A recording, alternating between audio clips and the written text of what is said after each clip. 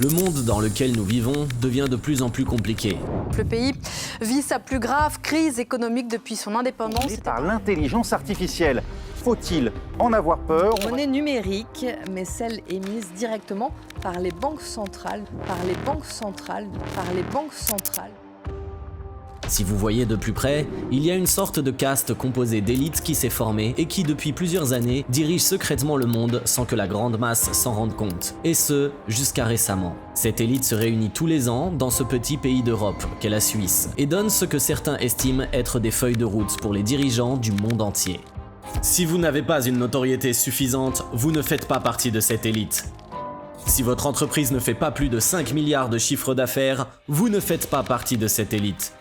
Si vous n'êtes pas un président d'une nation, directeur d'une banque centrale ou commerciale, vous ne faites pas partie de cette élite. Vous l'aurez deviné, on parle évidemment des 1000 entreprises membres qui forment ce qu'on appelle le Forum économique mondial, avec à sa tête le désormais très célèbre Klaus Schwab. Cette élite s'est constituée en un gouvernement planétaire que personne n'a élu et qui dirige secrètement le monde entier. La crise économique au Sri Lanka, la révolte de la population, la chute du gouvernement, la fuite du président. En Hollande, la révolte des agriculteurs contre la décision du gouvernement de vouloir réduire d'environ 30% le cheptel des éleveurs. Aux États-Unis et en Europe, l'imposition d'une forme de crédit social qui trie les entreprises. L'imposition d'une monnaie numérique des banques centrales. Tout cela est à mettre en perspective avec des agendas de ces élites comme ceux-là ou ceux-ci. Ils sont l'axe du bien, ils ont les scientifiques qui leur permettent de confirmer ce qu'ils pensaient être juste et réel, et forcer les gens à adopter leur agenda dans une brutalité que les gens n'ont jamais voulu.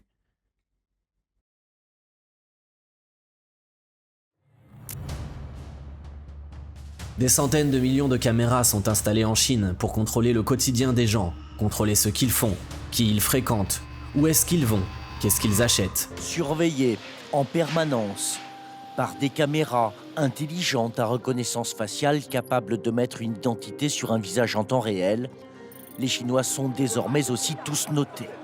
778 sur 950, 548 c'est moins bien, 748, un bon score. Pour l'instant, c'est une notation bancaire qui atteste de la bonne gestion des comptes et que tout le monde connaît ici. Je trouve ça bien d'être noté. Dans une société, il faut qu'il y ait des règles. Ces notes, ça nous oblige à bien nous comporter.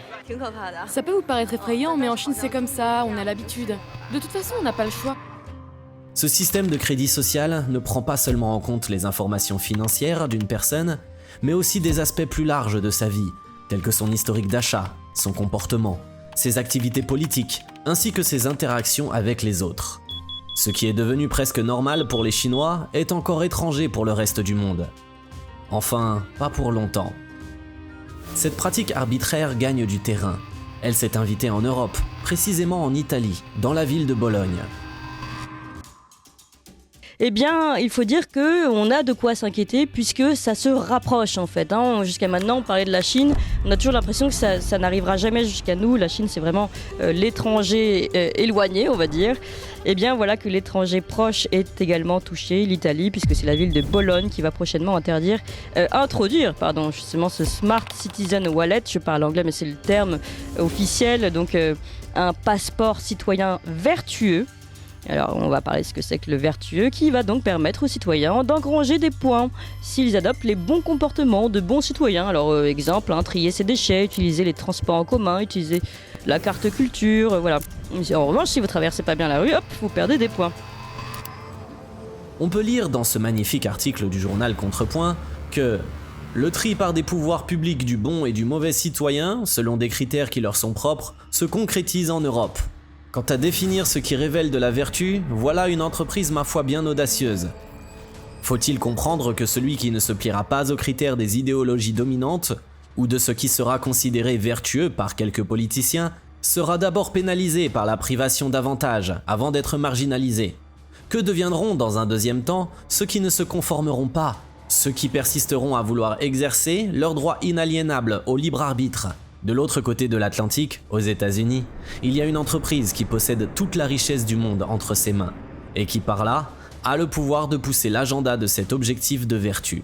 Vous l'aurez compris, l'entreprise n'est rien d'autre que BlackRock, qui à ce jour, dispose de 10 milliards d'actifs dans son portefeuille, ce qui lui donne le pouvoir de promouvoir l'agenda qu'elle veut. Son patron, Larry Fink, avec ses copains du Forum économique mondial, ont réussi à imposer aux entreprises une sorte de notation basée sur le critère environnemental, social et de gouvernance. Et si une entreprise ne respecte pas ces critères et n'a pas une notation adéquate, elle n'a pas de financement. Et il sera demandé à toutes les banques de ne pas travailler avec elle. Voilà un autoritarisme qui dit pas son nom. On peut lire sur cet article que BlackRock, avec son programme environnemental, social et de gouvernance, ESG, essaye de mettre en œuvre le système de crédit social de la Chine sur les entreprises américaines et plus largement européennes. Une vidéo qui circule ces derniers jours sur Twitter montre le patron de BlackRock très confortablement en train de parler du moyen par lequel il peut soumettre les gens à l'agenda qu'ils ont établi. Et cette vidéo est juste terrifiante pour certains.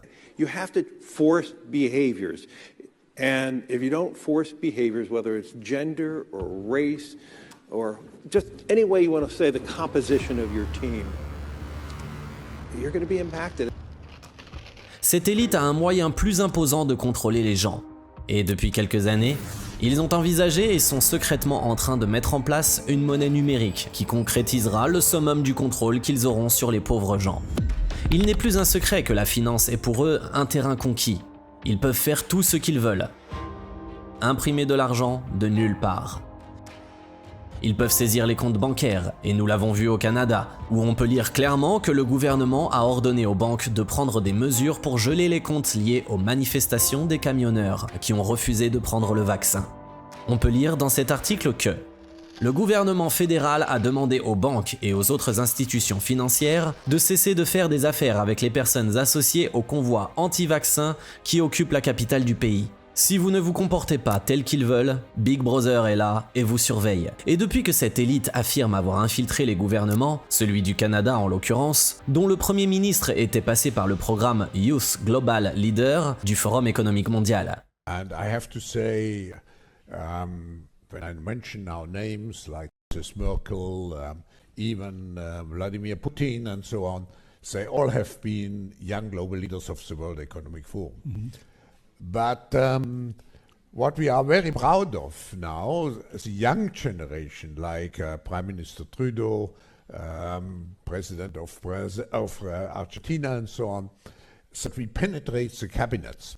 So yesterday I was at a reception for Prime Minister Trudeau, and I know that half of this cabinet, or even more half of this cabinet, are actually young global leaders of the World Economic Forum. Sorry, that's true in Argentina as well. It's true in Argentina, and it's true in France now. Mm-hmm. I mean, with the president, with a young global leader, but... Mais plus encore, avec la monnaie numérique, la brutalité passive atteindra un autre degré. Surveillance, interdiction d'achat, interdiction de voyager, QR code, gel de compte, beaucoup d'opinions prédisent cela comme notre quotidien dans les années à venir. Au Nigeria, la monnaie numérique a été lancée par la Banque centrale nigérienne qui a en même temps ordonné à toutes les banques et institutions financières agréées de fermer tous les comptes qui effectuent des transactions ou opèrent sur des échanges de crypto-monnaies. L'insertion de la monnaie numérique commence déjà sur la base d'une censure. La Banque centrale a demandé à la population de ramener leurs billets de banque pour les échanger avec des nouveaux.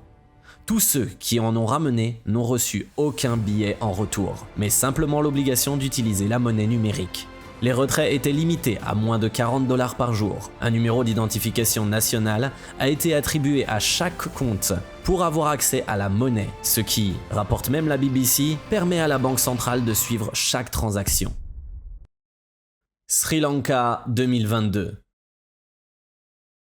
Dans un désordre total et un mouvement de foule sans précédent, les Sri Lankais se sont invités dans les rues pour occuper tout le pays et pousser le président à fuir du pays en annonçant sa démission par email. Pourtant, ce même président est vu autrement par les élites qui se sont constituées en gouvernement planétaire et qui dictent la feuille de route. Il annonça en août 2018, dans une allocution dont l'article référentiel est toujours disponible sur le site du Forum économique mondial, qu'il ferait du Sri Lanka un pays riche d'ici 2025. Il a un score environnemental, social et gouvernance de 98,1 sur une échelle de 100. Le gouvernement a forcé la nation à atteindre cet objectif de vertu pour plaire aux élites. Mais à quel prix?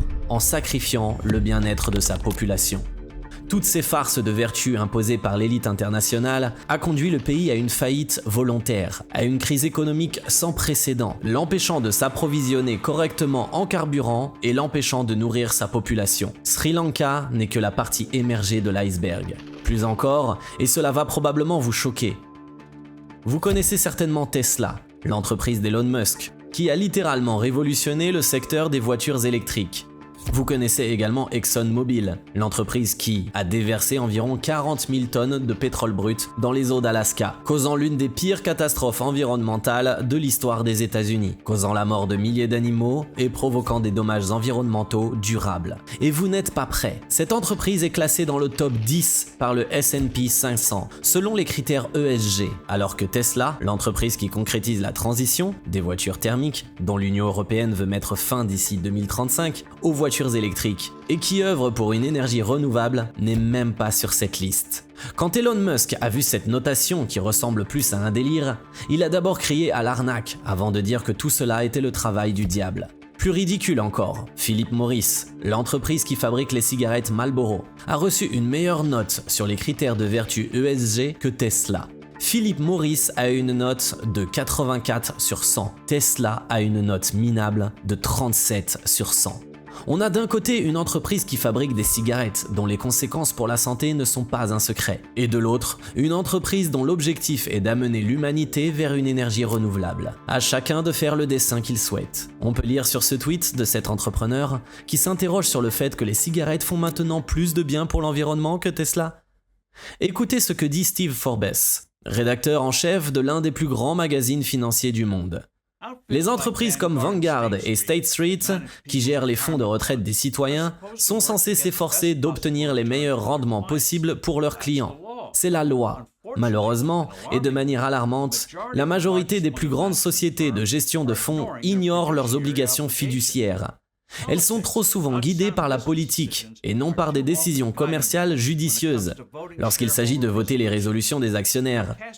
Les actions qu'elles contrôlent sont votées en faveur des résolutions dites ESG, environnement, social, justice et gouvernance, qui favorisent un programme anti-business, anti-croissance, pro-woke et radical. L'exemple le plus récent, c'est le géant américain Target, qui, ayant plus peur de ne pas satisfaire BlackRock, Vanguard, que ses propres clients, et pour avoir une bonne notation selon les critères ESG, a déployé dans son magasin des vêtements pour adultes et enfants, faisant la promotion d'une certaine façon de vivre, non pas seulement dans l'intention de le faire de manière honnête, mais d'obtenir un bon score de vertu, le fameux score ESG. Beaucoup de ses clients n'étaient pas contents et avaient commencé à boycotter l'enseigne.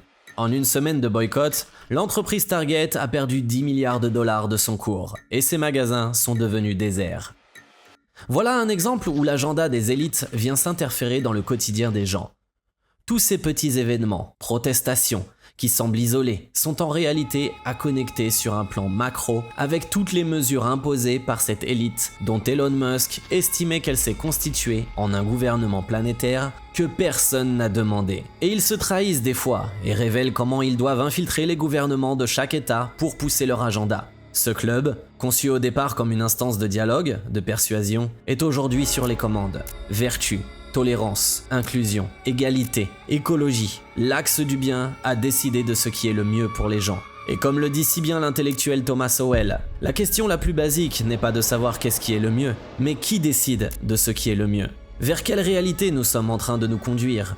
Nous sommes doucement en train de nous diriger vers une réalité où nous ne posséderons plus rien. Et c'est une expression qui vient du Forum économique mondial. Celui qui est aujourd'hui considéré comme le maître du monde qui dit lui-même « Vous ne posséderez rien et vous serez heureux ». Ce qui semble n'être qu'une opinion d'un homme se matérialise aujourd'hui. Nous l'avons vu en Hollande où plusieurs centaines de fermiers sont mis dans l'obligation de vendre leurs fermes pour sauver l'environnement. Il faut bien croire qu'Orwell avait vu loin.